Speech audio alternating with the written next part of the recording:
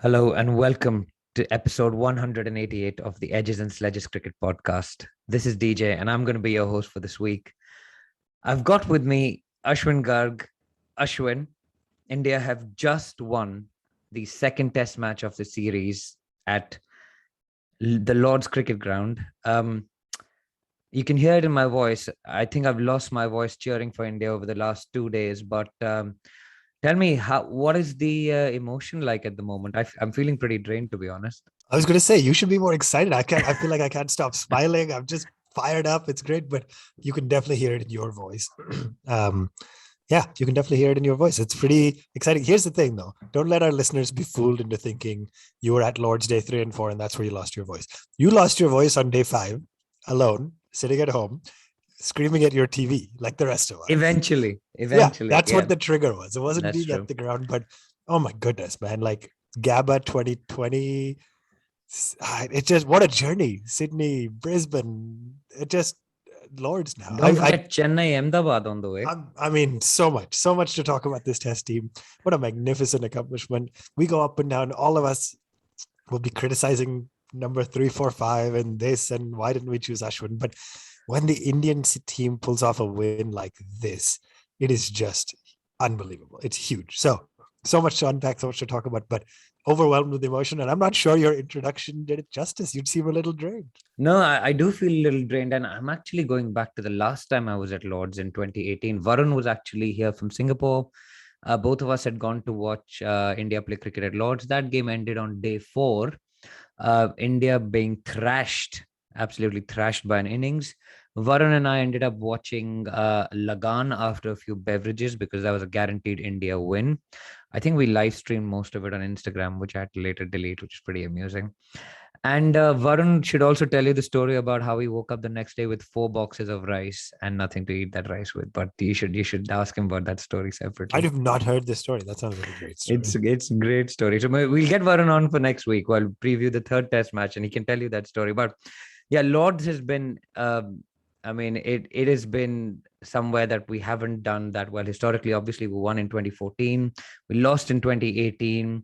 We lost that series in 2014 after leading the series, winning at Lords. So there's lots of memories coming flooding back. But Ashwin, we've got to talk about this test match. And the best place to start is chronologically, right? Let's go back to Thursday. I feel like I want to talk about day 5 and all different. But yes, recency bias. We can't have patient.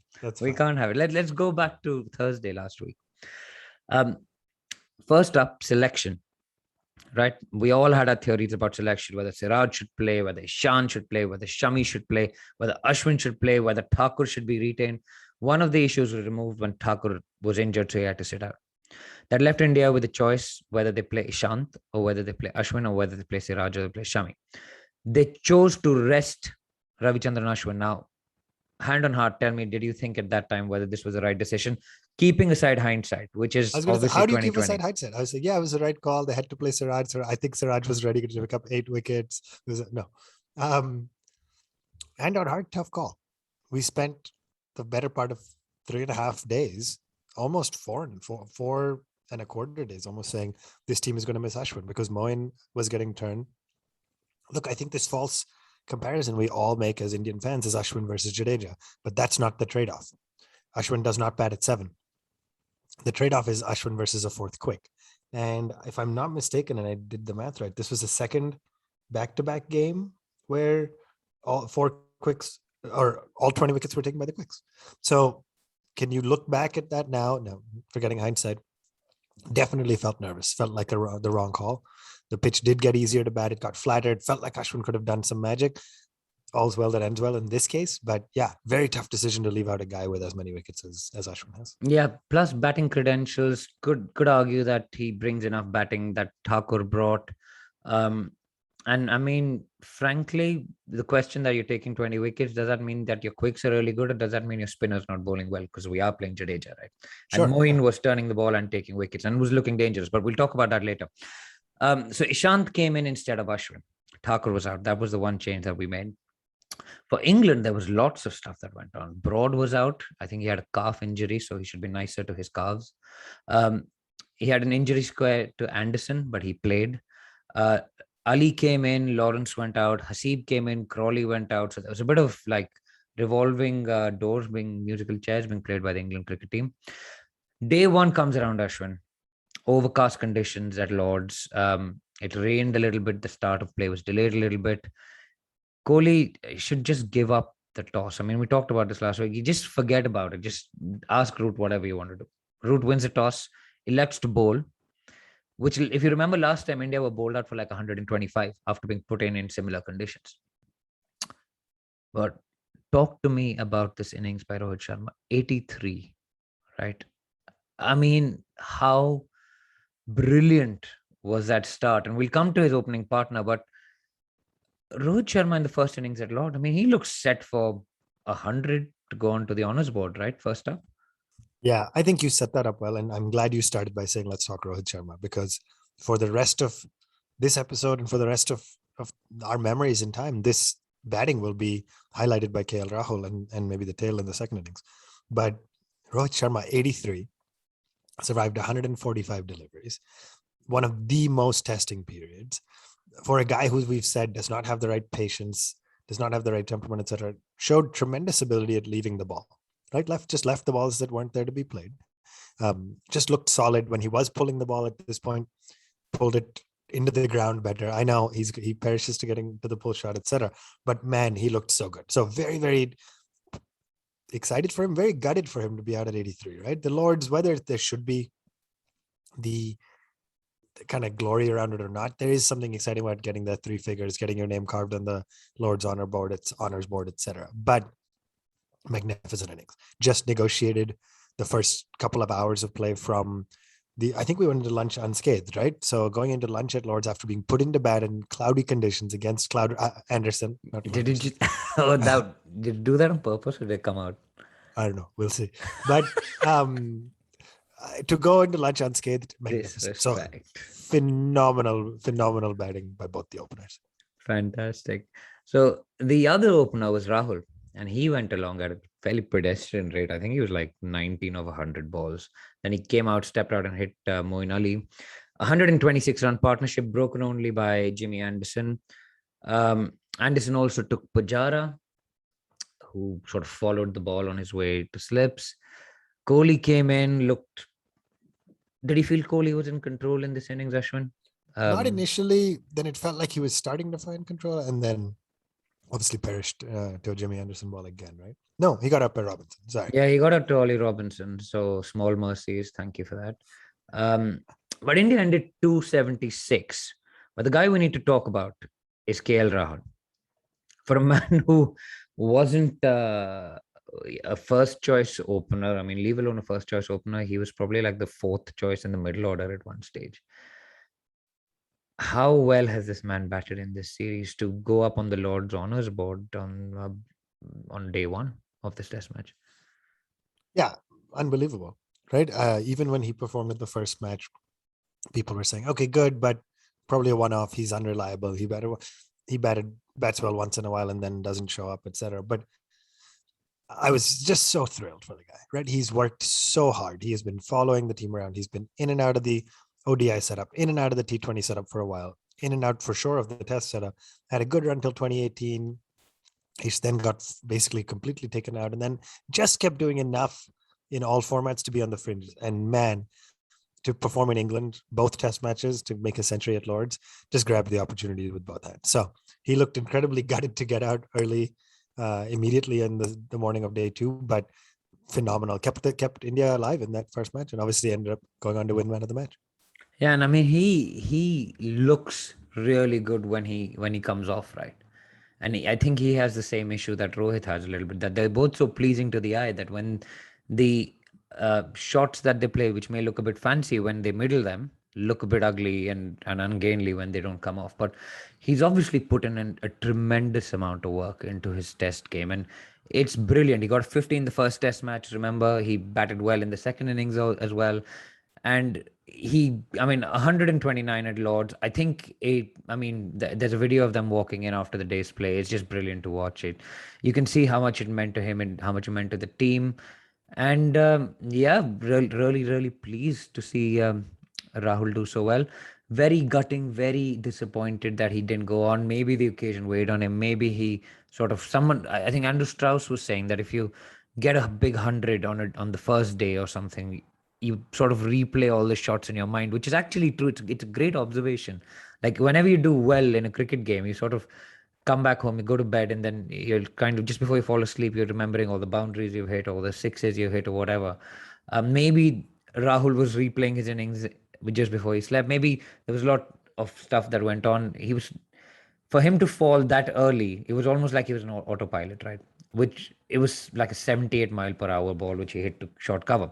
But England had that breakthrough, and then it was a bit of a horror show, I have to say, with Rahane then edging in the second over of the day to Jimmy Anderson.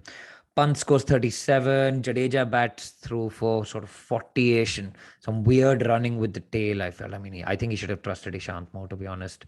Um, at that stage, Shami duck, Bumrah duck, and I think I put out a tweet saying who's the worst tail ender in this Indian lineup, and Shami won that poll convincingly with Which is 50% of just the so votes. poetic, man. It's It's so just so good. poetic. It's so good. Anderson takes a fifer. India is all out for 364. Of which two were Bumrah and Isha. Correct. I mean, but wickets are wickets, right? Like, I'm just putting it out there. yeah, fair Gentleness. enough. Fair. But I mean, he goes up on the honors board, right? And after all, it is his backyard, which we'll come to later. So, So much to talk about. yeah, Yeah. India all out for 364. Ashwin, is that a bit light from where we were at the end of day one at 276 for three? 100%, right? 276 for three, losing another 7 wickets for under 100 runs. Not good enough, right? The tail did wag in Trent Bridge for the first test. We now know it did wag again in the second innings, but in that first innings, not doing enough.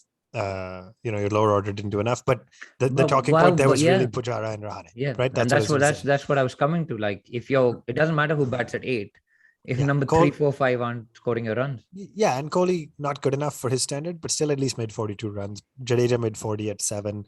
Pant made 37. So after you have 200 plus runs from your openers, 30s and 40s are not bad. Okay, they're not great, but they're not bad. You cannot have Pujara and Rahane making 9 and 1 respectively. Just not enough, right? Those guys are the mainstay of your batting lineup. 3 and 5, just not enough. So they let us down in that innings, and 364 is good. If you had told me before the start of the test India would bat first, make 364, I would have taken it with a heartbeat. But to your question, from 276 for 3, not quite good enough. And this is the beauty of Test cricket, right? Like, if we hadn't got a second innings, everyone would have been like, Pujara has to go, Rahane has to go. They haven't done anything. All the stats are being pulled out. They're all averaging 24 in the last 13 Test matches. They don't score any runs. But then Test cricket has a way of telling you what life is about. It's just fantastic. Anyway, we'll go back to the England innings. They start up, right? Burns and Sibley, or who Varun likes to call Dibley, comes out to bat. Siraj and Shami, right? They open up. Sorry, I think Ishant and Shami open up. Siraj, though, gets the 2 breakthroughs of successive balls. He gets Sibley out. He gets Hamid out. Shami then gets Burns out. Right, Hamid goes first ball, Burns goes for 49. Ashwin, I want to talk to you about this tactic of bowling straight. It's obviously something India has picked up in Australia. They bowl a lot straight. They bowl a lot for LBWs, bolds. When you compare that to a country like England, which is bowling outside the off stump, trying to get people nicked off, on day 3, and which we'll talk about after this break, it sometimes leads to a lot of runs being spread around. So talk to me about this tactic of bowling at the stumps by the Indian team. Yeah, it's interesting. And in particular, they were doing that to target Joe Root, right? If you look at Root's history of dismissals, he does typically get out LBW to the straighter ball more than other batsmen of his caliber do, right? So I think there's merit to the research based on who the team is, etc. I mean, there were I don't have the numbers in front of me. There was at least 2 or 3 LBWs in each innings. So it is obviously delivering some results. I think the challenge with this is when you have a 200-run partnership going and your skipper, one of the best batsmen in the world, is batting on 150 plus, you have to try something different. You have to change it up. You have to try things a little differently. So I'm not fundamentally against the idea of Team India bowling much more fuller, more on the stumps, because it did trigger a couple of like Hamid should not have gotten out on that delivery, right? Yes, nerves, return to cricket after many years, young guy, all that. but it was a full straight ball. He should have just been able to defend away easily.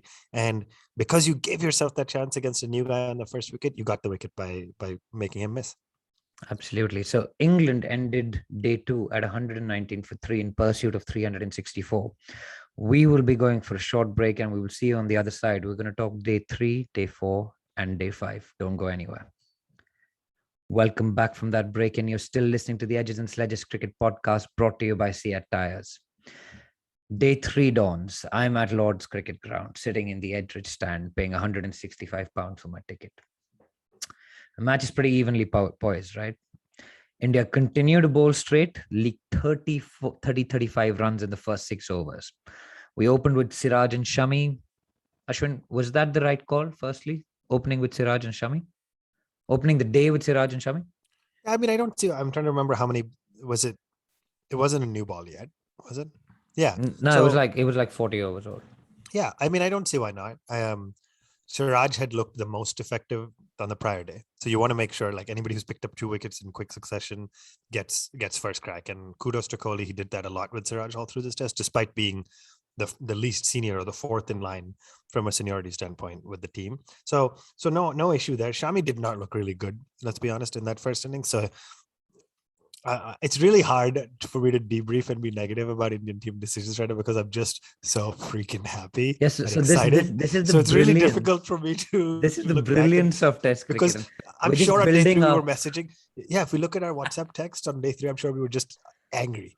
This bad decision, bad captaincy, bad bowling, bad lines, we were just annoyed. And right now I cannot think of any of it logically. Yeah.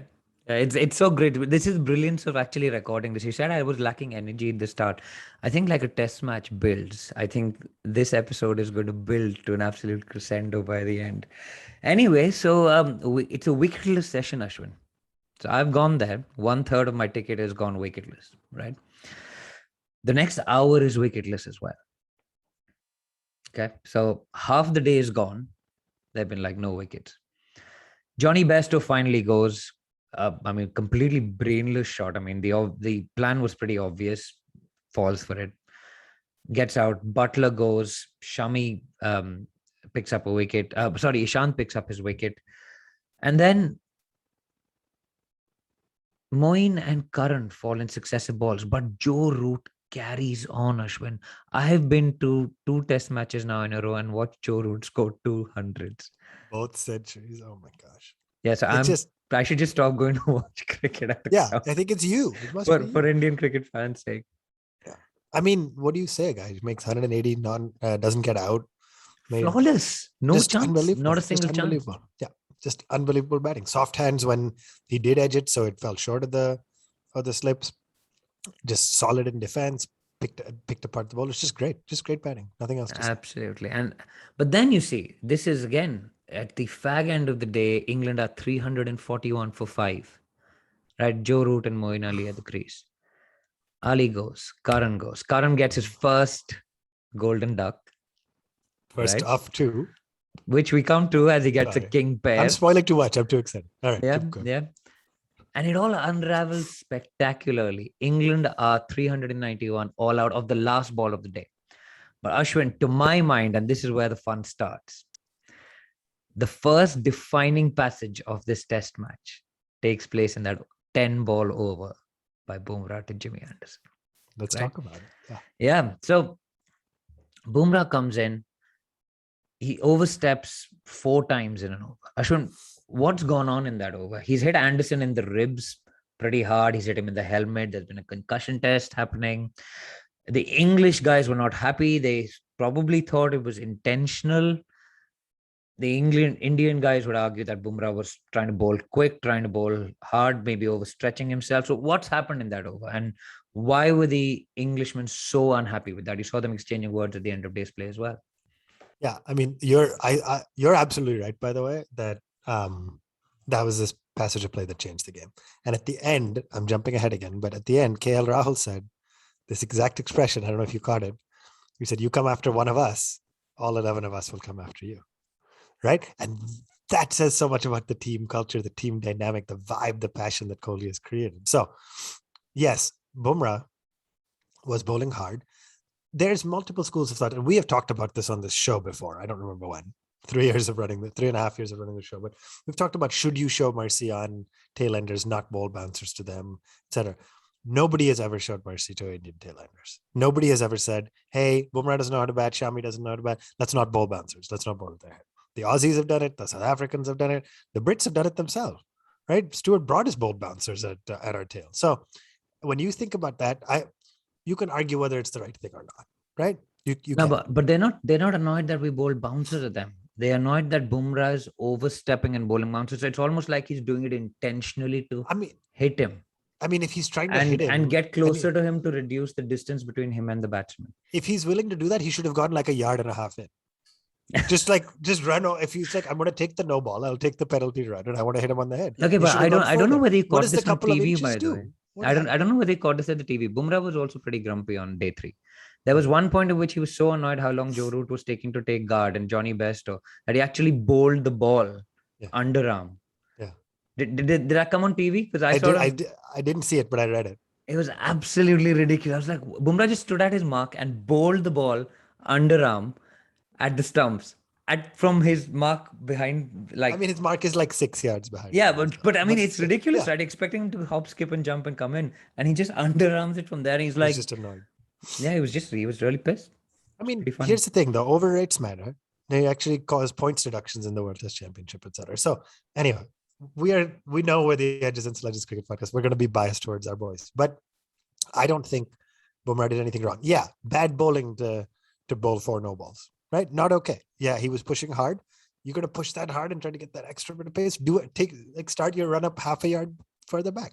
Right? I know it's easier said than done in the heat of the moment, in the passion. In the last over of the day, or the last couple of overs of the day, you're trying to get the tailender out, etc. Trying to get Root off of strike. All of the above. I understand. I get it. I get all of it. But there's no reason or data to believe Bumrah was happy bowling a 10 ball over.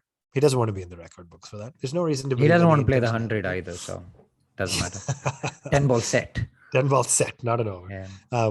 So I'm not worried about that. What I think was interesting is all of the English commentary around it, the players, the media, the hype was like, oh, just wait, Bumrah, you're going to have to bat against Jimmy Anderson too, right? Yeah. And that's true. That's how this works. When a bowler targets a tailender, the tailender gets revenge and very soon after. And so that, I think, was the narrative, the emotion, why the English all got so fired up. It's a stupid 1 session play. You had taken a lead. Your captain had almost made a double century. Batted beautifully as well. England was in the driver's seat. Yeah. And they just let this get to them. So anyway. Yeah, that was the first time though.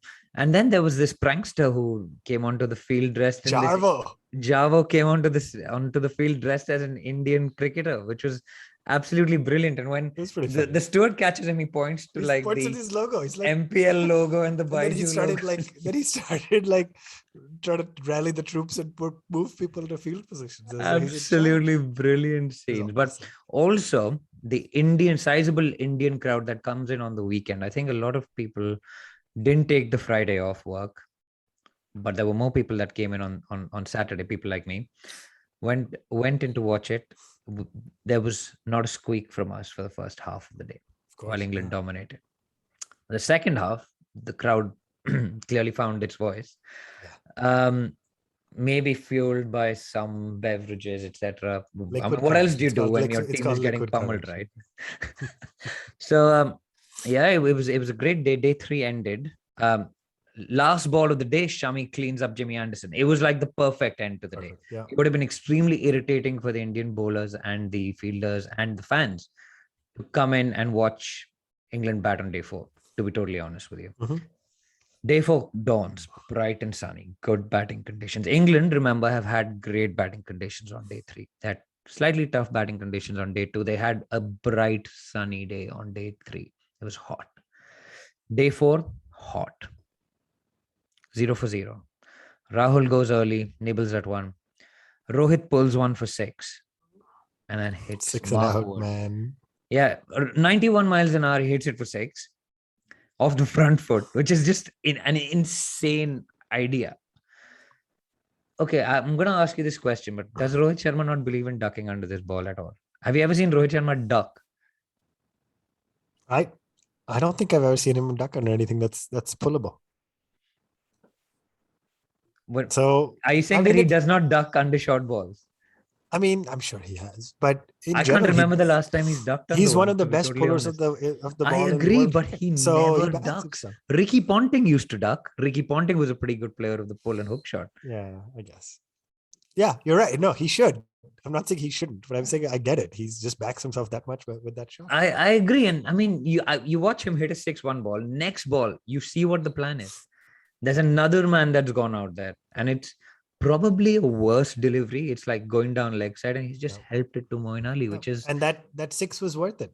Completely worth it for Root, right? Root said, take the six. If it's going to set the trap, it worked. 6 for a wicket. Yeah. Yeah, it was pretty frustrating too, to be honest. And then Kohli walks in, and to be honest, that 20, he looked like $1 million in that 20.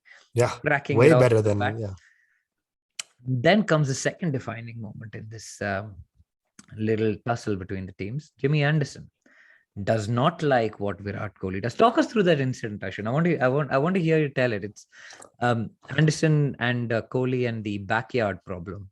See, I want to hear it from your perspective because I watched the clips on TV. But what was it like at this field? There was very little on the field, to be honest, because you don't get the stump mics, right? So it looked like they were talking to each other, but you can never tell. You can't see the expressions of the players or what they're saying or whether they're angry or they're just having a laugh, right? Often they're just talking to each other. But did you know, did you know what was happening? Not really. Okay, I mean, so I watched it when I came back home yesterday. Yeah, I can't remember if I saw it. It's all a blur. If I saw it live or I saw the clips later. But basically, I think Kohli not started it, but initially drew attention to the fact that Anderson was running down the danger zone, which makes sense. He was bowling from the opposite end of Moeen Ali. It's something all bowlers do. It's not legal, not allowed. Umpires are supposed to call it out. And so Kohli went after him. And then at some point, Anderson started basically, we believe, cursing or saying something. And then Kohli's caught on. Jimmy's very clever. He does it like this. He hides so we knew we couldn't catch it. And then Kohli, not being as clever, or maybe on purpose. At one point later in the match, he said, "I hope the stump cams are picking this up, and stump mics are picking this up." Yeah. So, but at this point, he said, "Are you swearing at me again? We're not in your bleeping backyard." Yeah, and he says, "You're calling me a bleeping prick." Oh yeah. So. Yeah, are you calling me bleeping prick because you're running on the track? And Anderson was like, "You think you can do anything you want? You don't like it when other people do that." And it's like the battle of the bullies, right? It's like it's great. It was just great, and I mean, you don't both see Kohli used to being bullies. Yeah, and you don't see Kohli taking a backward step. Yeah, and he tells him, "This is not your fucking backyard." And that was just brilliant. It was great. Except that Stuart Broad has since gone on Twitter and said, "You look at the stats; it is basically Anderson's backyard." Yeah, but who cares? Who cares? Yeah, Ashwin will say like Chennai is my backyard because I have like 25 5-4s over there. You look at if you do the stats at the Indian ground, or you do the stats at like Sri Lanka, you do the stats in Sri Lanka, De Silva will have like 2500s in Colombo, right? Sachin will have like 1500s in some ground. I mean, they should do the honors board in Adelaide and the SCG, and Sachin will have runs. The honors board is just this weird antiquated thing that has become exciting, but it's the home of cricket, and it's like the best place ever to play cricket and watch cricket and pay through your nose for the privilege of it. But anyway, day 5, it would have been worth it. But anyway, let's keep going. Indeed. So, but Kohli goes for 20, right? Again, fortunately, not to Jimmy Anderson. Jimmy Anderson took 0 wickets. There happened to be 0 cloud cover on day 3 and 4. I'm not saying there's correlation. I'm saying there might be correlation, but there was 0 cloud cover, and Anderson got 0 wickets in that second innings. Yeah, fair enough. Fair. I mean, he bowled well, to be honest. He's a good bowler. He's just a shit bloke. I mean, there's no other way of saying that. Well said. He's the grumpiest bowler around, and I wouldn't blame him if I have to get out of bed and just bowl myself to death at age 39 because there's no one else around. I would be pretty grumpy as well. That's fair. Anyway, 56 for 3, Ashwin, at lunch. That's trouble, man. 56 for 3. You're only a few runs ahead? 56 for 3, and Rohit and Rahul, who batted well, are gone. Kohli, who looked decent for his 20, not been in great form overall, is gone. Yeah. And you're sitting there with two guys who are in one of the worst patches of form I've seen in a while, right? Like Rahane and Pujara, we just talked about how bad they are. All the narrative up until 56 for 3 at lunch was Rahane and Pujara need to go. They don't belong on this side anymore, out of form, etc. So I'm teeing you up nicely, DJ. No, man. I mean, I have to genuinely say that the third wicket, when it fell, we were 55 for 3. And Which we is went what? in With a 27 run deficit, so net 28 for 3. 27 run deficit. Yeah. So net 28 for 3. And at that stage, you're just sitting there going, this could be over today. Is it? Yeah. I've watched this test match before. I know how it goes. Yeah. I'm with Varun watching Lagan by the end of day 4. You've been there. Exactly. Yeah, I've been there. I've watched it. So, and then I think I've watched possibly one of the best sessions. Oh yeah, I think your dog agrees as well. As soon as you said best sessions, he was all in. So yeah, one of the best sessions of test match batting I have ever seen.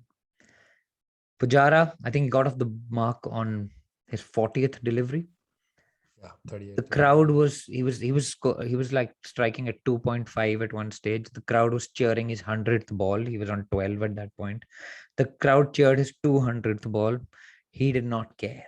He was just there to bat for hours. When he hit a boundary, Lords erupted because again it was a Sunday and all the Indian crowd was in.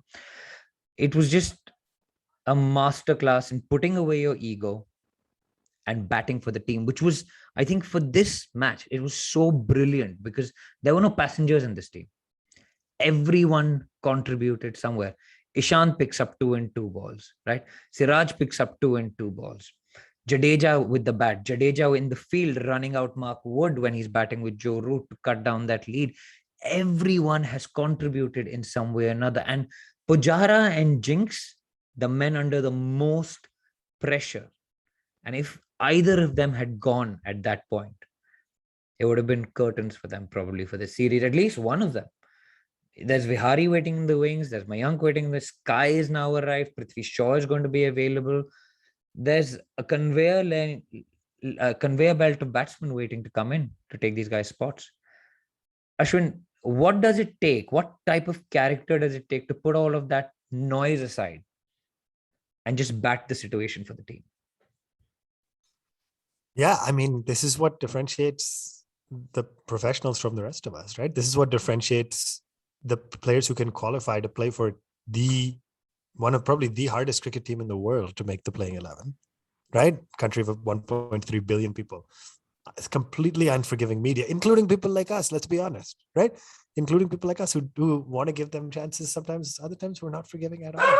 And sorry, he's very excited because very, very pro Pujara, I guess. But I mean, to come out and face 200 balls in Pujara's case, just fall short of a 50, nearly 150 balls in Rahane's case, just grit, just determination. Yeah, the pitch had eased up a little bit. It had gotten easier to bat on, etc. But they came out with a mission.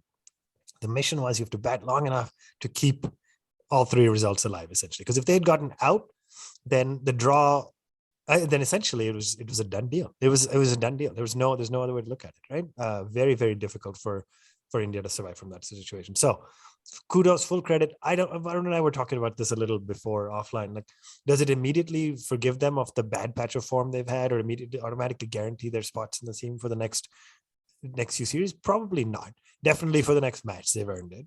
But what makes your ability to stay in the 11 for one of the most competitive sides in the world is consistency. So they'll need to continue delivering it. But man, when the occasion demanded it, the two guys stood up. They delivered just an unbelievable partnership. One of those things that if you don't understand Test cricket is so slow and so boring and so painful. But if you get it, you understand the value of what those two guys accomplished. Oh yeah, there was some fans who were like, "Where are the 6s? Where are the 4s? This is so boring. Why have I come to watch this?"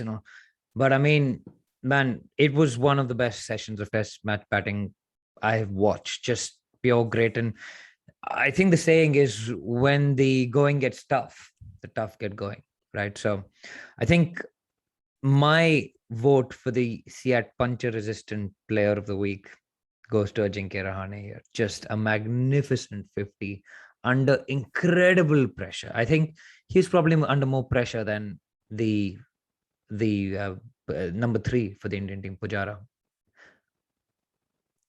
Say that again. What did you say? More. He was under more pressure. Rahane was under more pressure than Yeah, Pujara? yeah, I think so. I think they were both pretty bad.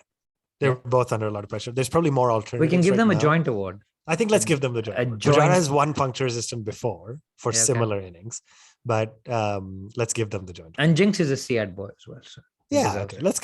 We can give it to Jinx. Honestly, just so thrilled with both of them. That partnership was puncture resistant. Let's put it that way. 100%.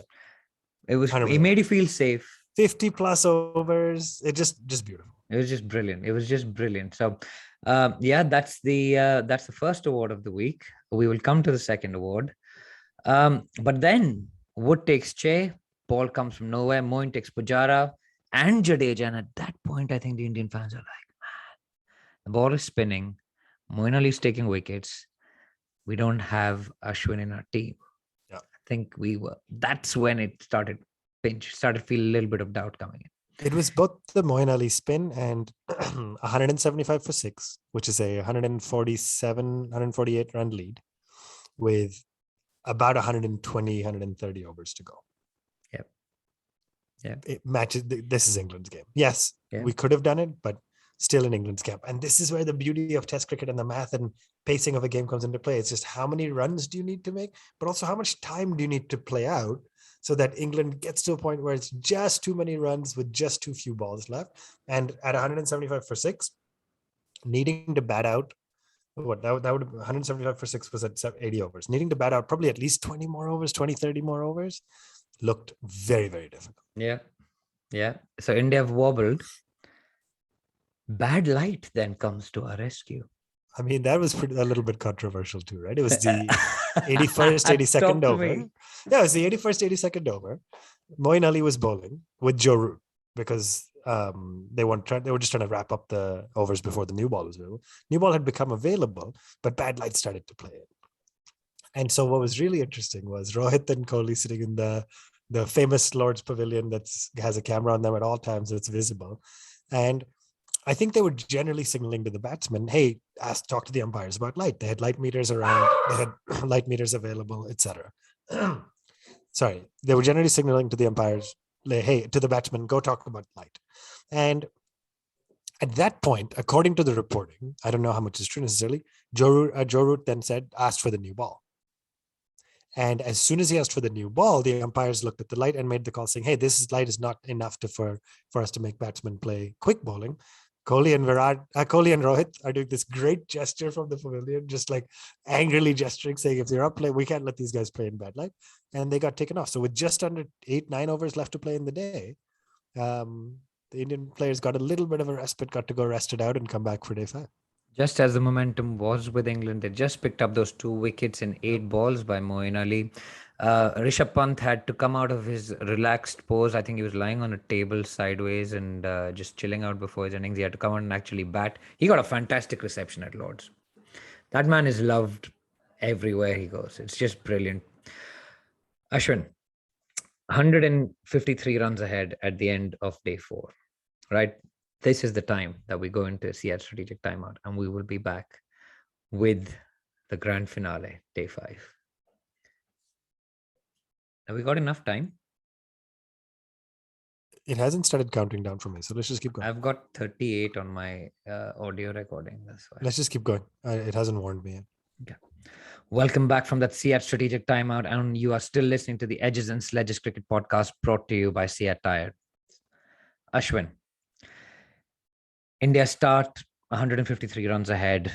Game is England's, I think, at that stage. They are looking to take the last 4 wickets. India's hopes are all on Rishabh Pant. Remember, we have a long tail in this game. There's no Ashwin, there's no Thakur. You're playing Ishant, Shami, Bumrah, and Siraj. Arguably 3 number 11s, and Ishant can bat a bit. Ishant has actually, interestingly, been promoted over Shami. And I thought that was a good move, actually, because frankly, Ishant had a price on his wicket in the first innings. So well done to him for moving up. Pant hits one magnificent shot of Jimmy Anderson. right? Down the track a little bit. Yeah. Yeah, Beautiful. he walks down, just smashes it. But all of India's hopes, who rest on Rishabh Pant, just go up and smoke when he edges one behind to Ollie Robinson of all people. It's just an innocuous poke outside off stump. And it's over. At that point, we're about 160 ahead. It doesn't look good, right? We've only scored 8 runs at that stage. Correct. Right. So you again 90 overs in a day. So with all the rules about last hour of play and all that. So 90 overs in a day. They had played 4 or 5 overs, I think. So you're talking about 80 plus overs to make 160 runs. Very much in England's camp. Root would be thinking, okay, none of the tail enders performed in the first innings.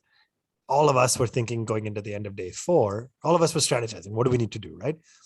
You probably at the bare minimum, Punt 225. and or India needed to survive till the first drink break. So an hour, Yeah. right? Like We play out needed about 15 of 60 runs, right? yeah, 60, play out 70. 15 of the overs. Yeah. Right. We needed to get rid of 15, 17 overs. Ideally, if we got through to lunch, great. But if not, yeah, play out 15, 20 overs, make 40, 50 runs, then at least you're in the hunt. Obviously, with Punt perishing so early, it felt like all hope was gone. Yeah. Pant goes. Ishant goes. That leaves the guys who scored 0 and 0 together. Mohammad Shami and Jasprit Bumrah. The England's Barmy Army has asked everyone for their thoughts and prayers for the Indian tailenders, how they're going to be bounced out. Mark Wood is going to knock their heads off. It gave me some Lagan feel. You know what he says? Yardley, knock his bloody head off. You have quoted Lagan like 4 times this episode. I'm feeling it today. You're feeling it too much, man. Yeah. So, so Mark Wood was given the Yardley job to knock Bumrah's head off. What happened next? What happened was a fight back. What happened was resilience. What happened was Shami and Bumrah saying, well, let's two bowlers who have invested in their batting, and Kohli's talked about this, showed up to the party. What was the most bizarre thing, and Root will never admit this, but at one point, all of English cricket social media, everybody was going nuts because they just said, you tried to bounce Jimmy Anderson, we're going to bowl bouncers to you. And so the England quicks were charging in every other ball, just bowling bouncers. And you're sitting here thinking, this is the guys, like you said, who made 0 and 0. You're trying to wrap this up so you get a chance to bat. I mean, it's not a guaranteed England victory, but they were in the driver's seat. You want to try to wrap this up, go for the win. They didn't bowl anything full and straight. They didn't bowl anything like seaming in and swinging in and seaming away, like the standard balls they used to get the tail out this whole match. Didn't bowl any of that stuff. They just kept trying to bowl aggressive and bouncers and get up in their grill and talk. And boy, did Shami and Bumrah come out victors in that. Like Shami ended up making his second, I think, test 50, making 56. Bumrah ended up with 34. Just batted, like Mohammad Shami and Jasprit Bumrah have batted England out of this game. 89 runs in 120 balls. Just think about that sentence. And could have been more. Guys? Bumrah hit 2 smacking straight drives into the stumps. Yeah, that's true. Perfect. Dead straight. Basically, what was it? Bumrah's the best player, both with bat and ball, to hit the middle stump. Just genius. Genius. I mean, Bumrah's average was 2.14 before Trent Bridge. It went up to 3.55, I think. And I don't know what it is now. I'm trying to look. Let's look at his batting stats. Bumrah's batting. He averages 5. More than Kohli. It's touched 5. He averages more than Kohli this series. Both him and Shami average more than Kohli in this series. Unbelievable. And they're in the top 10 run scorers, and they also average more than Rory Burns. England's opening bat. Those are my favorite stats of the day. I've heard all the stats about so many different things. Those are my favorite stats. Pretty good. It's pretty good. I mean, but honestly, it was like watching India 5-7 years ago, even as far as maybe 3-4 years ago, where when the tail came in, they were just completely clueless. But this was a battle of egos. This was like, you hit Jimmy, we are going to hit you, we are going to hurt you. There was no cricketing logic to it. This was genuinely Yardley knock his bloody head off. Yeah, and Bumrah got no brains to it. And Bumrah did take 2 on the helmet. Yeah. At least 2. Yeah. I think he took 1 and then There One was a the second. test. Second was kind of a glancing blow. Blow. They had to, but it still hit him on the helmet Yeah. and went behind him. He was going for a pole. So, if that's what you wanted to do, good for you. You hit Bumrah on the helmet twice, and then you lost the freaking test match. But you know what it Like, did, what right? are you doing? You know what it did? There was also, it was not just the short bowling. It was a shit that he was being talked at Bumrah that you could non-stop, see. Yeah. non-stop barrage of comments, just chirping. And again, that's from part of the nice game. guy Josh Butler, right? The really sweet, angelic-looking fellow who doesn't do Josh anything. Butler is the worst, man. The worst of it. We'll post in the show notes if you want the clip of him sledging Vernon Philander. But that guy's the scummiest. He tries to look like a nice, pretty boy. He's a complete ass on the field. And don't get me wrong, I have nothing against people being difficult on the field. But if you dish it out, you have to be ready to take it. Oh, yeah. And man, I love it. This Indian team of the 90s and 2000s that you referenced about tailenders would not have given it back the way our boys did today. But that is what we're on. Right? It started with Dada, the journey this team has been on. But, all right, I'll calm down. I'll let you keep going with your recap. It was a pretty good advert for edges and sledges, I would say, that morning session. There were some really good shots too. Let's not discredit Shami and Bumrah with the edging. There were a couple of edges, but there were a lot of sledges, lots of sledges. Yeah. And I was actually hoping that Kohli would declare once Anderson finally came on an hour into today's play.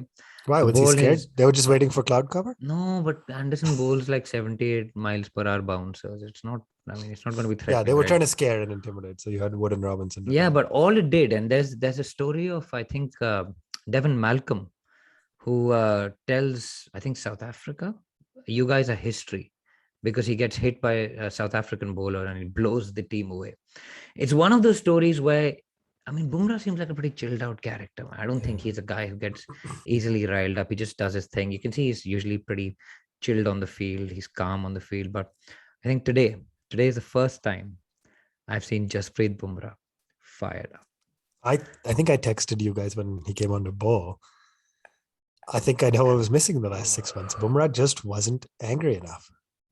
And it made him so angry. Boy, it made him angry and it fired him up and it showed up in his bowling. Not stupid bowling where he's like, I'm going to go for your head. No, he got angry and he got that extra mile of pace, the perfect good length balls. He just, it was beautiful. And you could see he got hit on the head and he didn't run. He said, no, I'm going to stand here. I'm going to take on Mark Wood. And the next ball he slapped for 4, which is just, he's pretty late on it, but it goes for 4. Who cares? I'm going to be watching highlights of this for the rest. It was just... This is like Amir Sohail versus Venkatesh Prasad, up another notch as well. It's like... Man, in the lunch break of day 5, Varun sent you and me highlights to the Gamma. So we sat and watched the highlights to the Gamma test in the lunch on day 5. I'm not thinking, which of the players? Maybe Siraj needs to get a dog now and call it Lords? Because Sundar just did that with the Gamma. That would be brilliant. Did anyone make a debut at Lords? No, this time, no. We were playing this team this time. Oh, Rahul could do it. Rahul, it was a special match for Rahul, special match for Siraj. Yeah, you could get a cat. Anyway, so Bumrah fired up. He's also, importantly, Shami scores of 50. He's hitting Moeen Ali for 6s, 4s. He's batted well. Shami can bat. We know he scored 50 at Trent Bridge previously in a drawn match. The frustrating thing with Shami has always been, you can see he's got the technique. He just does not have the brains to use it. Today, actually, something clicked and he seemed to apply himself better. And just Shami applying himself is just magnificent. Helped, of course, by Joe Root and all of that stuff. Forget that. India, why didn't they declare at lunch, Ashwin? They could have got 4 more overs out of that. And there was a point at which I was going to regret that. Yeah, Kohli said sort of like, look, 60 overs. I think the big thing is most batsmen have said and know that it takes a while to mentally prepare yourself to bat. Like to just, you run off the field. You always see the openers run off the fastest. They physically get ready. They change. They get dressed. You try to sit there, calm your thoughts, get in the right zone. Kohli could have either given Sibley and Burns 40 minutes to do that over lunch, right? You walk off at lunch. Whether you declare, you don't actually have to declare as you're walking off. They could have eaten lunch. You have to declare 8 minutes before lunch is over. 8 minutes, is that the rule? To give them enough time for the changeover, right? Right. So he could have either done that, right? But still, they would have had the last half an hour of heart rate catching back down, cool down, get all of the above. And what Kohli did is obviously went back out there, played an over and a little bit, made all the English bowlers come Nine back out. balls, just 9 balls. random. Yeah, Made no, Jimmy bowl another other half, baby over. but we said maybe over. But we said that we had talked about that. Varun and I were talking about it, right? It makes sense. Just make them do all the effort of going back out there, get field set, get placements, this, that, and then say, all right, now we're done. And then go back again. It's just a mental game. Now, if you think you have 4 overs to spare, you do it. In this case, because it worked out well, it's fine. I can see the merit to saying the other way to do it was to call it like 5 or 6 overs before lunch and say, give our bowlers 3 overs to get an early wicket or so before lunch, so that England goes into lunch, say 2 or 3 for 1 or 2, and suddenly feels pressure. So just mental games at this point. I'm all for it. How's your energy now, Ashwin? Because we've gone into the last innings of the game. It's My just gone energy's past been midnight high where I am. through, man. This has been like an hour or whatever we've been It's recording just for. gone past midnight for me. So this is clearly, I'm still going. It's brilliant.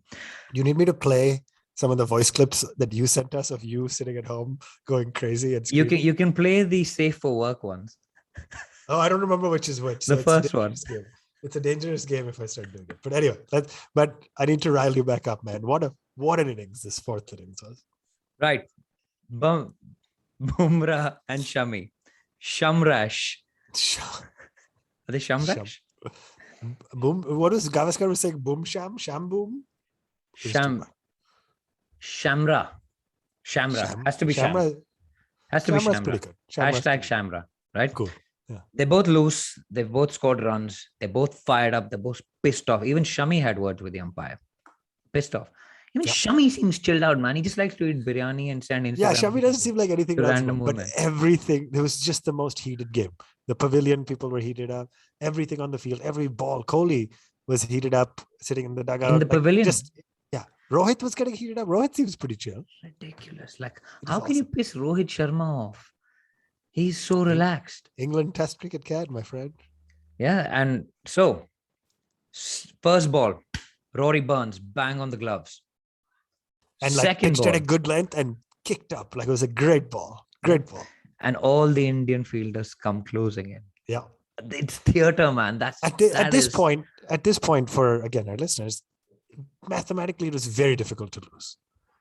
So now, right, like India had batted long enough, 298 for 8, batted long enough that mathematically losing was basically not in Kohli's frame of mind. So now it became, okay, if we're going to give some runs, we'll give some runs, but we're going to go for that win. And that's what was great about it. Yeah. Second ball, right? Rory Burns, who sets up looking to mid-wicket and then plays straight. This time tries to hit it to mid-wicket and it goes to cover. So I have no idea what has gone on there. Mm-hmm. But the roar Jasprit Bumrah has let out after that wicket, I have never seen him shout like that. Yeah. No. That is just pure release of emotion. It is frustration. It is anger. You do not want an angry Jasprit Bumrah. They say beware of the injured player, but these quiet ones, like when they explode, Ashwin, you're one of these. You're a quiet one. But like when you get mad, it's like it's nuclear. Right? That's probably a fair comparison. I'm generally pretty with Kohli, when he's yelling, you sort of just say, this is consistent. So you're like, okay, this is just par for the course. And he'll be yelling and then like he'll suddenly turn around and go shake somebody's hand and say, well played and be a nice guy. And then like he can just switch on that or flip on the switch back and forth. Bumrah, when he got fired up, it was just something else, man. It was just something else. It made me so happy.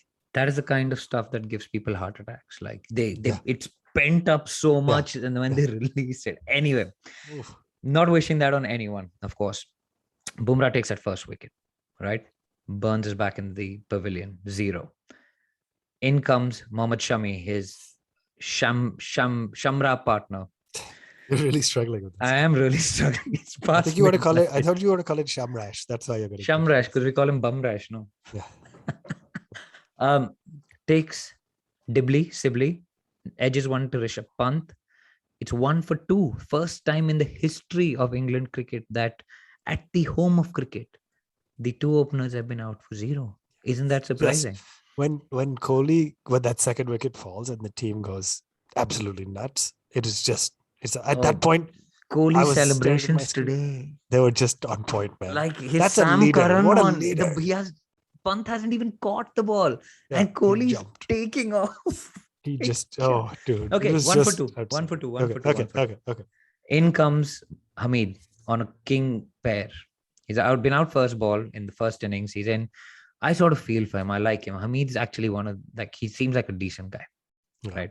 He's quiet. He just keeps to. He's playing cricket. He's not playing mind games, and he doesn't have ego tussles and stuff. He's just there. He's happy to be there. Gets dropped by Rohit, which is just it would have been 12 for 3 or something. That And is it the was start it was a relatively easy catch. I think that one's interesting for because Rohit. Rohit is a superb slip catcher. yeah, and that's interesting because we normally have, like in Australia, if you remember, we talked a lot about how our slip cordon stands so far back that a lot of balls were falling a little short. So I noticed, at least in this innings, they were all standing up just a little bit up. And so the ball didn't come to Rohit at a traditional slip catching height. It was almost just above, like around about thigh height, which is difficult. Not I don't want to say it's a difficult catch, but it's different. I think it's the right call to stand a step in, but you lose that, extra 1/10 of a second that helps you take those catches sometimes. Yeah, but Rohit is brilliant in the slips. I mean, he's been a fantastic addition in the no slip question. cordon. And I mean, you'd back him to take that. I think they probably fell for the English bowlers being a bit slower and the ball dropping short of them on many occasions when they was played with soft hands. And maybe they fell for that trap. They sorted that out later, obviously. Hamid bat for a little while with Joe Root. Joe Root, he's just been England's rock, man. But he's played his part in this whole sledging drama. He hasn't been innocent in it. No, he also has this thing of like good guy and sweet pretty boy type of persona, but he was involved in everything. He was snarkily laughing on the sidelines. He was talking, he was chirping. And again, to each their own. That's his prerogative as a skipper and as a leader. But let's not act like he was innocent, that's all. Anyway, they get on. Hamid falls to Ishant. Thank God. I think Varun said, God bless umpire's call, because it was given on the field and it stayed out. Yep. Good ball from Ishant. Ball nipping back in. And then the last ball before the tea interval, Ashwin. Johnny Bairstow goes back. Well, he doesn't go back. He's got sort of plumb in front. And we'd kind of given it out on our WhatsApp group, right? Yeah. And then thank God Kohli reviews it. And one of the few to pick up. That expression, thank God Kohli reviewed, is not something we get to say often. Yeah. Its reviews are almost always wrong. Yeah. They're almost always Siraj thinking everything is out. Yeah. And just a phenomenal review. It wasn't even like close to it. Was solid 3 reds. And again, it was interesting because up until this point in the test, Michael Goff, I think his name is, generally did pretty well. Very well. But then there was two reviews that he got wrong, 2 calls that he got wrong in this one. So there was also an umpire's call, I think, of Joe Root in the first innings, which Siraj had gone up for, but it was given not out, so it stayed not out. Right. But I mean, that's fair, right? It's umpire's call. But that wicket, India going in at tea with that 4th wicket, with the confidence of Kohli reviewing it, 38 overs left in the day, Ashwin, at that stage. And let's remember, Bairstow looked good in the first innings too, right? He was the only other batsman that had put up a and he looked decent here. He was batting pretty well, to be honest. 38 overs to go. There was a question about light. It's been pretty murky here all day, to be totally honest with you. I thought we were going to lose about half an hour because we went off at 6 p.m. local time yesterday. So we lost half an hour yesterday of time of play. If we'd lost half an hour today, we would have fallen short by about 10 overs at our over rate. And this will become significant later, right? Come back from tea. 38 overs to go. Bumrah straight into the attack. 3rd ball after tea. What happens? What happens? Joe Root, man. Joe Root is facing uproot. Joe has been uprooted. Yes, well said. Great ball again, right? Just a great ball. That's what it takes to get Root out. We often say Pujara gets out to the perfect deliveries, but he also perishes to others. This is what it takes to get Root out, right? Just this great, just back of a length, just enough that Joe Root had to just poke at the ball, if you will. Tickles the outside edge, goes right to Virat Kohli, and he sets off. Kohli was channeling his inner Imran Tahir, if you will. Just ran, jumped, screamed, just what is. And at that point, like I think I jumped up in my own chair again, sitting at home alone watching it. Joe Root, right? That's the scalp. Right after tea, you're thinking we need one more early wicket. At that point, you're honestly contingency planning. Can we get everybody else out? That's how So you're thinking about it, yeah, right? yeah. And then, Because what a game. it's been the Root and Anderson show so And far, the whole series. and it was just poetic that Jasprit Bumrah got that one off a Yeah, great and at that moment, I was just like, Virat Kohli is basically a cricketer with a football striker's mentality. just run to celebrate. Takes the catch and he's off. Yeah. It's just like, I mean, It was so good. it was brilliant.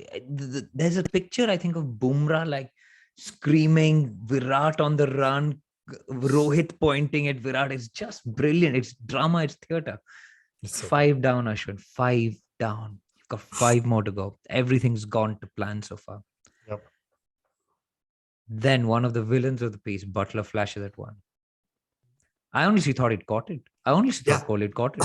I think So my expletives were already out. I think he basically had it and was ready to start running again. And that's why it popped out. That's like the Thai fight. That's my belief. Yeah. No, seriously. Hasn't that happened before? Somebody in the process of trying to celebrate it. Yeah. Anyway. Yeah, I honestly think he dropped it because he was trying to celebrate it too. No, but anyway. He apparently lost it in the crowd. He was gesturing like, yeah. It was red for Root. The ball was red. Maybe that's what happened. Anyway, the long answer to that is Joss Butler got a reprieve. And he must have been in single digits at the time. So yeah, he was about 9, I think, for a long time. Yeah. Okay, so he gets let off. Him and Moeen Ali are going on batting. And they're not making a ton of runs, but they did bat it like 11, 12 overs, which they batted on a normal time, not that much, but in a test match where you're counting down balls, light is starting to get worse. All of this, it mattered. Yeah, and then you bring Jadeja in. Bowls a beautiful delivery outside off stump. First ball of his spell. They go up for the catch. Kohli goes up for the review. Moeen Ali is not going anywhere. Kohli takes the review. And they don't even run on because it's a no ball. I don't exactly know how that works. I guess if they don't lose the review, they don't lose the review because he's like, we're not going to even go to the review stage because it was a no ball. And but Moeen Ali didn't walk. I found that interesting. Didn't you find it interesting? No, not necessarily. Why would Moeen's he a walker. Moeen actually walked in the first innings when he has walked, but doesn't mean that he walks every time. Selective walker. Sibley arguably wasn't going to be given.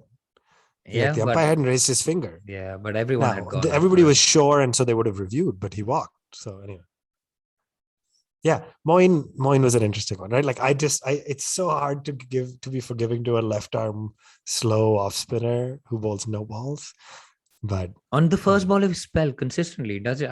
If someone can do the stats, I'm sure he does it on the first ball of his spell a lot. Anyway, at that point, we've let go of those chances. Now you're starting to think these guys are batted like 12, 13 overs. Rohit had dropped one. Kohli's dropped one. There was already chat about Chokli. This is the difference between a win and a draw. Kohli's catching. Kohli can't catch, can't bat, can't captain. All of this nonsense. Like you just get onto Twitter sometimes when India's not doing well and you're just like, oh my God. It's just nuts. Yeah. It's garbage. Anyway, finally, we get the wicket. Moeen Ali goes. Caught by Virat Kohli of Mohammad Siraj. Just stunning. Just absolutely stunning. Comes our tormentor in chief. Of a pair, Curran. First bowler in the last innings. Sam Curran, yeah, first bowler. But I mean, he's tormented us enough in the past, right? And CSK boy, RCB Siraj comes in, bowls a beautiful outswinger, seamer, scrambled seam, nips away, Curran nibbles at it.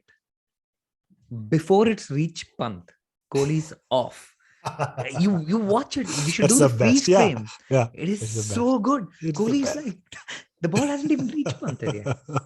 Oh, it's so good. That is the confidence that he has. That's so good. Honestly, that was the delivery was unplayable. Just one of those unplayable deliveries. Yeah, it's just brilliant. I just love that India finally got on top of Sam Curran after he just killed us last I don't know how many. I mean, a lot of interesting things to say there. One, Sam Curran is only playing as a fourth seamer because he can bat.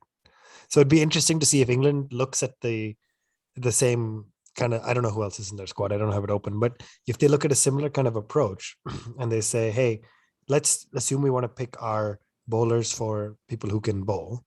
Does a Overton or I don't know who else I have.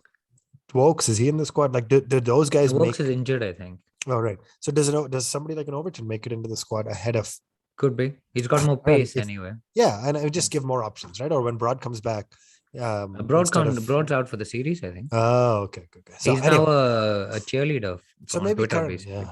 So maybe Karan will keep playing, but I think it's interesting that he's in the side because he gives them a little bit of batting and then made a king pair. I like King that pair at expression. Lords. Absolutely brilliant. Absolutely brilliant. There should be an honors board for that. Can we have an honors board for that? Agarkar would be on both, I think. Both the honors. Agarkar would probably be the only man on both. That'd be great, actually. That'd be so good. So, anyway. Right. 7 wickets down, Ashwin. Craig Overton comes in. I love the way that we're doing this minute. I feel like I'm reliving it right now. It's just so good. Ollie Robinson comes in. Not Robinson. Oh, sorry. Ollie Robinson comes in. I confused you. About Overton. Yeah. Ollie Robinson comes in, gets an absolute mouthful from Kohli. Because Ollie was doing a lot of the shit talking in there. With what guts, boss? But he was, you saw, he was doing a lot of the trash talk. Rubbish. He was born pretty tall. I guess he has that going for him. Great. Him and like Giant Gonzalez. Anyway, Overton and him bat decently. Like Overton and Butler bat decently. Robinson. It is midnight. It is midnight. Okay, I'm going to start again. No, just go. Robinson and Butler bat decently. Yeah. Butler and Kohli exchange words again. Kohli points a finger at Butler. It's dramatic. There's 7 wickets down and only 3 wickets to win. There's about 17 overs to go in the day. The sun's out. It's the last hour of play. If there was ever a time the English weather has helped the Indian cricket team, this was it. So you ensured that he would bowl the full quota of 38 overs in the last session. If necessary. If necessary, that is. That, we try a lot of stuff. We try Siraj, we try Ishant, we've tried Shami. Then we go back to our strike bowler, Bumrah. He tries coming over the wicket. Doesn't work. And in possibly what was the most brilliant ball of the day, of the test match, possibly of the series, the changer, because they look completely untroubled at that point. They were just blocking it out. They look comfortable. Bumrah goes around the wicket and bowls a slower off-cutter. Even Michael Holding was like, this is brilliant bowling. What kind of quick bowler can bowl around the wicket to a right-hander and get the ball to pitch in line? It's unbelievable. Yeah. Yeah, it's what Harbhajan Singh used to do, going around the wicket and he's an off spinner. He'd spin it. Yeah, and Ashwin, and that it was literally an off spinner that Bumrah bowled, and he did it with a flick of his wrist at the last second. It's so unlikely that the umpire just didn't give it out because he assumed there's no way this pitched in. Yeah, it was just a genius skill. It was like it sort of reminded me of like his ball to Sean Marsh in Australia, the slow one that he bowled just before lunch.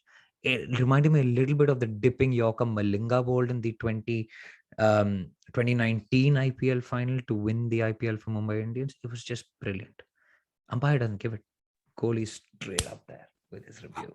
Immediately. Right? It was great. And then how often has Kohli had 2 successful reviews in one innings? Yeah. And he got it. And then you believed, right? Then we finally believed. Again. What was interesting is up until I think the prior over, Siraj wanted to bring Siraj back to bowl. Siraj had been off the field, and so needed to spend an extra 4, 5, 7 minutes, whatever it was, on the field before he could bowl again. Yeah. So he'd been holding Siraj, wanting to bowl Siraj, couldn't. At the end of this Bumrah over, Robinson got out. 3 or 4 minutes till the new batsman comes on. All that counts towards the time. So immediately, as soon as his Bumrah over was done, Siraj was allowed to come back on. Ashwin, 2 wickets to go. Siraj is back on. We haven't given our second Seat award of the week as yet, because I've been saving it for this. Right? It's a guy I wanted to drop last week because I thought he didn't do enough. I still think he doesn't move it both ways, to be honest. Boy, has he got heart. Imagine being an India player and after this, you're still getting criticism from What his amateur heart, podcast his hosts. his passion is just, his story is incredible. His heart is incredible. His fire is incredible. You can see what it means to him on the field. He's pretty, I mean, it was pretty unbelievable what he did by the end of it. Takes Butler, takes off with that wicket.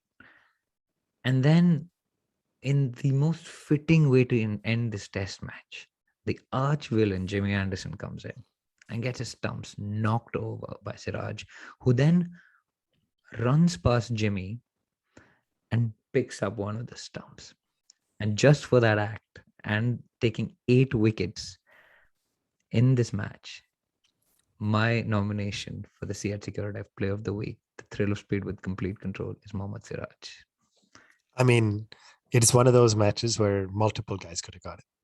But 8 wickets at Lords. I mean, 2 fours falling short of the honors board. Don't care. Doesn't matter.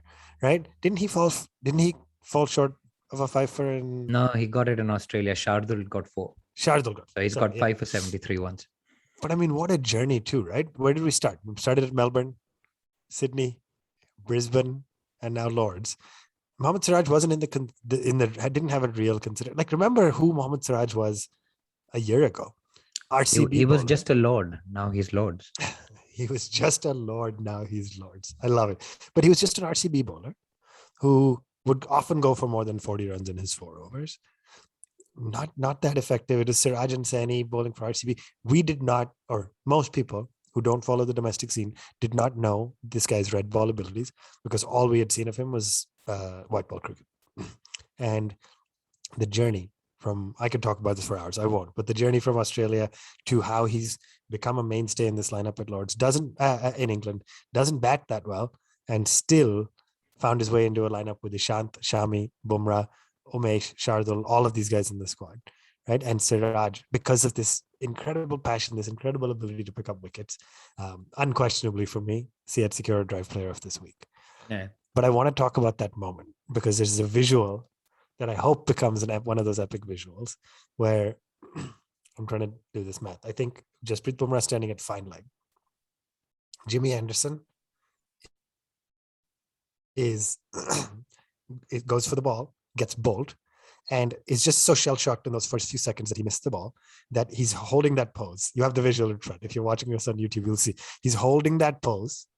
And in the this is phenomenal camera work. Credit to, I loved it. It's looping on my screen right now. I'm getting emotional again. But as he holds the pose, Jasprit Bumrah jumps and fist bumps. And it's just, honestly, it's just perfection. Just pure perfection. What a fitting end to the series. Siraj runs, grabs the stump. Kohli is fired up, going nuts, going berserk. Now, I said series. It's not even the end of the series. It's a match. It's India goes 1 up. We could have been 2 up. Thanks, if not for the England weather. We could have been 2 up in this series. But 1-0, pretty freaking good. So what a fitting end. Literally, I literally have chills after watching that GIF. We'll put a link to it in the show notes, but it's been an emotional day, guys. You could tell I was drained. It wasn't because I was tired. I was just emotionally completely shattered. It's been a day of being up and down. It's a day that we started it thinking we are going to lose. We might just about avoid defeat if we bat well. We need a miracle. We won the test match, Ashwin, by 151 runs to take a 1-0 lead in the series. And that's the beauty of Test cricket, is that up until 10 overs in on day 5, it was still England's match. Yeah. Maybe 5 overs in. I mean, this show could have been a completely different show. We could have been talking about how India blew their chance after day 1. Which then it went to potentially being a draw, like say for draw, and England could bat it up and then suddenly with an incredible bowling performance, magnificent. What a day. What a great day to relive it. I'm glad we did it now. We were thinking about recording tomorrow. I'm glad we got it out of the system now, because I'm going to sit now. I'm going to hang up here, go sit and watch highlights and relive it all over again, I think. Ashwin, talk to me. Is this the greatest ever Indian test match team that we are watching? It has to be, right? You think about the accomplishments. You think about the Australia win 19 or whatever. Oh, there was no Smith and Warner. The Australia 18, I guess that was. Australia win 2020. England team now. I mean, we could still lose the series, right? It's 2 matches into a 5-match series. Anything can happen. It'll be hard fought. It'll be competitive. But the fight, the passion, the never say die, all the cliches, they never back down, right? The KL Rahul saying, "You come after one of us, all 11 come after you." Like they function like a family. They function like a unit. A lot of people have lots of negative things to say about Kohli. Some people think he's not gentlemanly enough. Some people think he hasn't batted well enough. He's been waiting for number 71, all that for too long. I say anybody who can bring together a group of people like this to band together. I mean, the team's results are Kohli's results. The team's accomplishments, Rahane and Pujara fighting back, he gets some credit for that. Siraj having the kind of confidence and passion, he gets credit for that. I mean, heck, the Twitter wants to think Virat and Rohit are fighting. Watch them. Just watch them together sometime. The hug they shared at the end when we won. I mean, it's just the best. We are privileged to live in the time to watch this Indian team. I'm hopeful we'll go on and win the Test series in a big way. But what a match! I'm going to give you a stat. Among teams grouped by captains with at least 20 Test wins, Kohli's India has a second best collective bowling average, behind May's England of the 50s. It's better than West Indies under Clive Lloyd and Viv Richards, and better than Australia under Waugh and Ponting. Best bowling average? With at least 20 Test wins by captains. Of course, the bowlers are responsible for it, but that's under Virat Kohli. That's unbelievable. Better than Clive Lloyd and Viv Richards. I mean, and think better about it than too, Australia under Waugh and Ponting. I don't even have a react. Think of the investment he's made in fitness and the importance of that, and that's how our quick bowlers have succeeded. The investment he's made in fast bowling in general, right? And what he and Shastri and the system. But oh boy, that's a great stat. Yeah, I would have been happy to be third to Australia from the 90s, 2000s, and the West Indies from the 70s, 80s. But to be first ahead of them, or second, I guess. Yeah, after someone like Tim May's England of the 50s, which probably uncovered wickets and just doubly seamers. But I mean, great stat. He just gets his players to run through a brick wall for him. Siraj would run through a wall for him. Shami would do it. Bumrah would do it. I mean, he's captain Siraj at RCB, right? He's their captain. And it's because he knows the reason they would run through a wall for him is because they know he would do the same for them. Yeah. They all know that, right? He backs his players. He stands up for them. He is happy in their happiness. He's just emotional, man. Yeah, emotional. Yeah, and great he backs of Test Jinx, cricket. Great Test match. The man who's supposed to replace him, right? So, it's been emotional, Ashwin. So we're 1-0 up. We're going to talk a lot about the third Test match with Varun on next week's show. But the last time we were 1-0 up at Lords in a Test match series, we ended up losing that Test series 3-1. Don't want to talk about it. Different team, different circumstances. We dropped a catch in Southampton. Jadeja dropped a catch in Southampton. Kohli was part of that team. Jadeja was part of that team. Ishant was part of that team. Ashwin was part of that team. They will remember that. How do we make sure that does not happen? The high of the Lord's win, how do we make sure we stay sane? Because the series is not over. And Kohli said that in the press conference. Yeah. We're not here to win a Test match. We're here to win the series. Yeah. So here's the thing, right? I was talking to somebody about this earlier today. 9 days until the next Test. Somebody was like, for us, somebody is asking for me, is that too much? Like, are you ready for 9 full days off for the next Test? And I said, A, just given how emotional this Test has been, that's probably a good thing. B, Joe Root said, hey, long gap between the next Test. We're used to playing these long 5-match series. We're ready. We'll be ready for it. I actually think a long gap might help India too.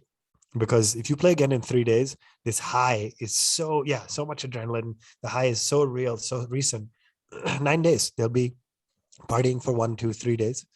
Then they'll go, get back into the nets. Kohli will be in the gym, probably in the gym right now. It's midnight. He's probably in the gym right now, benching more than his own weight. But yeah, that's the thing, right? 3 or 4 days. And then they start to regroup, get back into it. Leeds should be a little bit flatter. Maybe Ashwin does have a role to play, right? There's options. There's changes that need to come. There's regrouping, recalibrating, and Kohli is not going to take his foot off the gas. So I'm ready for it. And Kohli hasn't won a series in England, and it's been his It has been his downfall, right? This is it, 2014. man. This He is his time. remembers. He's got a long memory, man. It's been an emotional day.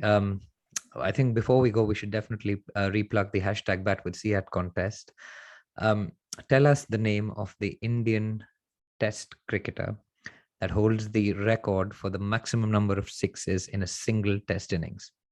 Right? It's not across the Test match. It's not across both innings. Single Test innings.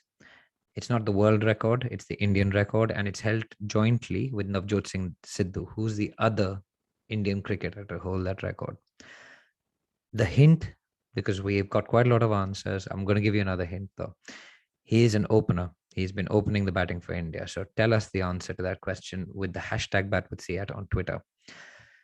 Ashwin, it has been an emotional ride, man. This has been a long episode. It is now well past midnight my time. So I think it is probably time to wrap this one. Yeah. And our apologies to those of you who sent us the survey and feedback saying you wanted the episode length closer to that 45-minute mark. There were many of you who said, keep going, talk as long as you want, possible. over an hour, all that. This was a bumper episode. If you don't understand why it took us as long to cover it then as it did, then you need to go rewatch the highlights of the match because it was magnificent. And I'm happy with it. We needed it. I needed to relive it like this. It has been absolutely brilliant reliving it with you, Ash.